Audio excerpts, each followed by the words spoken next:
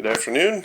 My name's James. As you guys know, I'm going to start getting into a couple product reviews here after the holiday season. Gotten a few goodies here for my wife and I. The first one I'm going to be covering here today, as you can see, is the DS1 made by Beholder. This would be a one-handed 3-axis gimbal, 32-bit processor inside.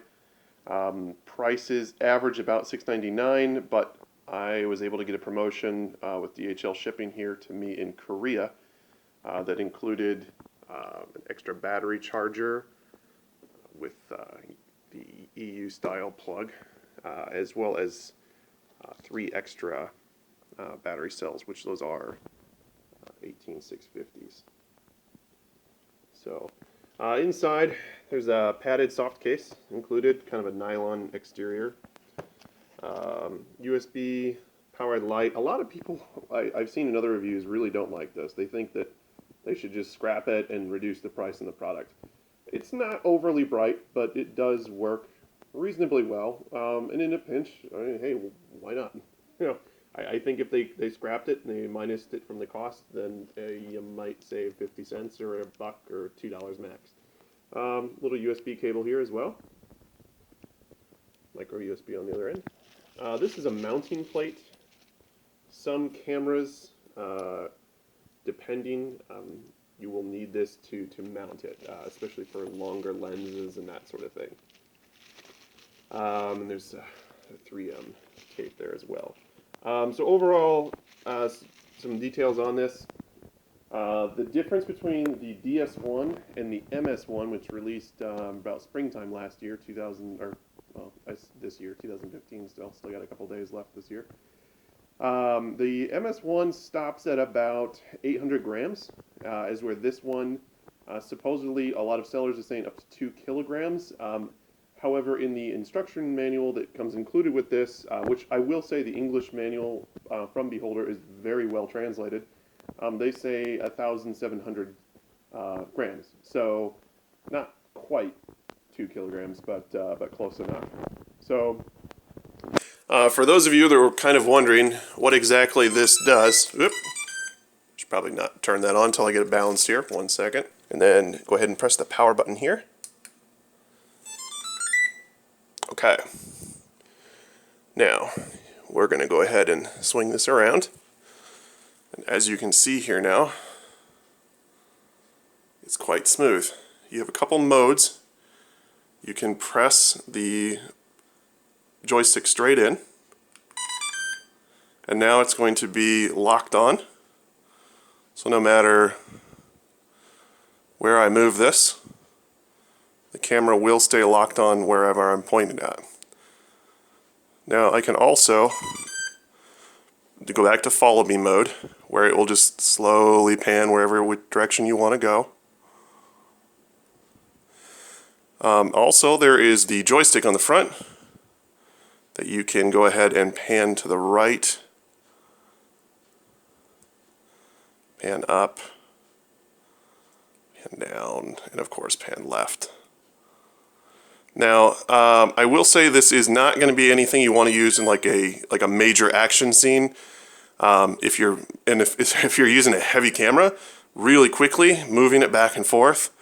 Sometimes the motors will pick up a little vibration, trying to counterbalance the momentum you've built up from having such a heavy device. So now I'm going to go ahead and take you to some of the footage of the camera itself.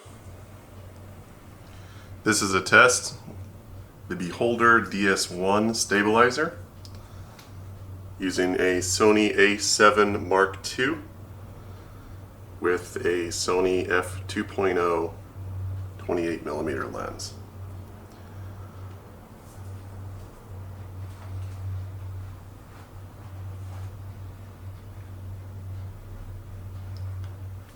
I'm just going to call this video Laundry Day, because that's exactly what I'm doing.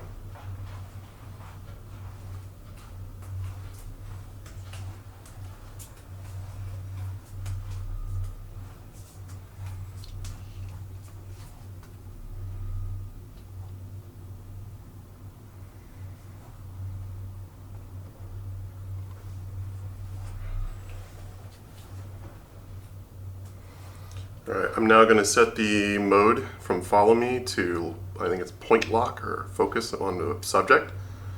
So we're going to say this center window here. Okay. I apologize, I had the slightly at an angle there, so it's going to try that again here. Alright. Get this centered here. You can use the joystick to center the camera.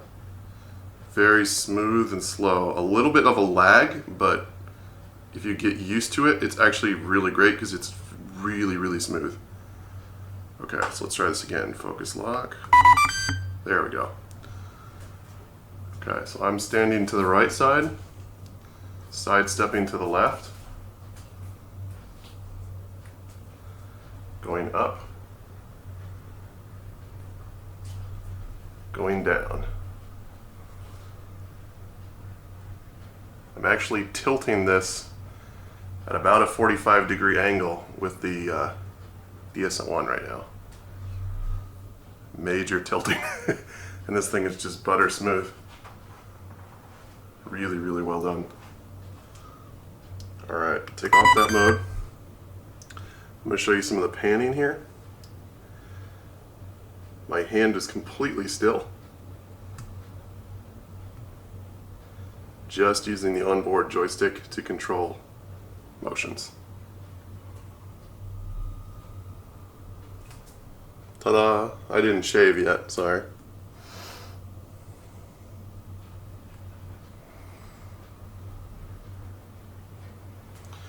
Now, some people well, I haven't seen a lot of this. So a couple people have commented, not really complained. They've noticed there's like vibrations in the motors at some times. And that's really just if you're moving your hand too quick.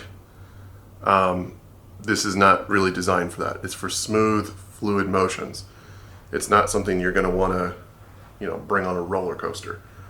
So basically when you move your hand to the right really quick and then stop, and then back to the left, it will give you a little vibration because it's trying to stop the momentum of the camera spinning around. It's so minor, most cameras won't pick it up, but especially with the A7 series, especially the second series, like the Mark IIs, the A7 II, A7S II, A7R II, with the built-in in-body stabilization, it's not going to be an issue at all. Alright, so there's my first demo. Alright, and as you can see here, we are now using the onboard camera. We are in the locked mode. I'm moving just back and forth.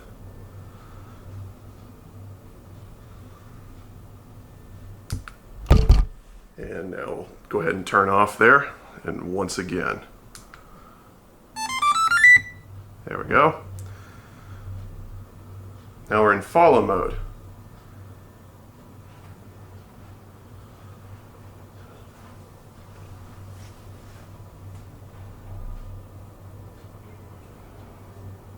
I'm going to pan left here with the joystick.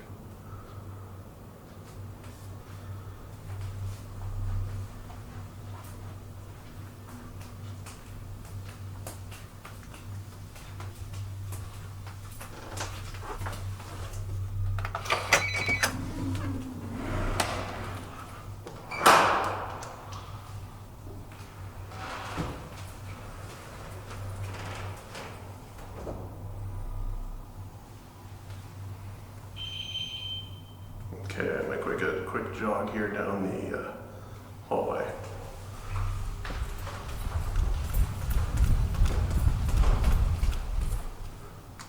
Here's just standard walking speed.